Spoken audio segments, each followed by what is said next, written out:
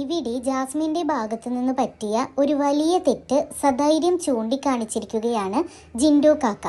ജാസ്മിനും ഗബ്രിയും പൊതുവെ മറ്റുള്ള ഹൗസ്മേറ്റ്സിൽ നിന്ന് വിപരീതമായി ഹൗസിനുള്ളിൽ ചെരുപ്പ് ഇടാറില്ല.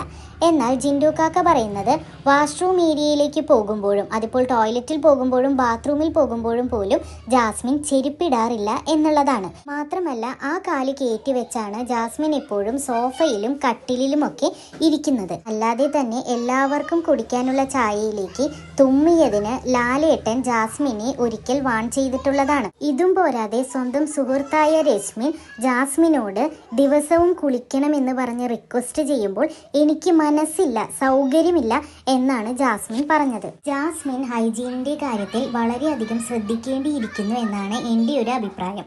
ജാസ്മിന് അതിന് പറ്റുന്നില്ല എങ്കിൽ ബിഗ് ബോസ് കർശന താക്കീത് കൊടുക്കണമെന്നാണ് ഞാൻ പറയുന്നത്. കാരണം പല സ്ഥലത്തു നിന്ന് വന്ന പല ആളുകൾ ഒരു വീട്ടിൽ ഏകദേശം 3 മാസത്തോളം താമസിക്കുകയാണ്.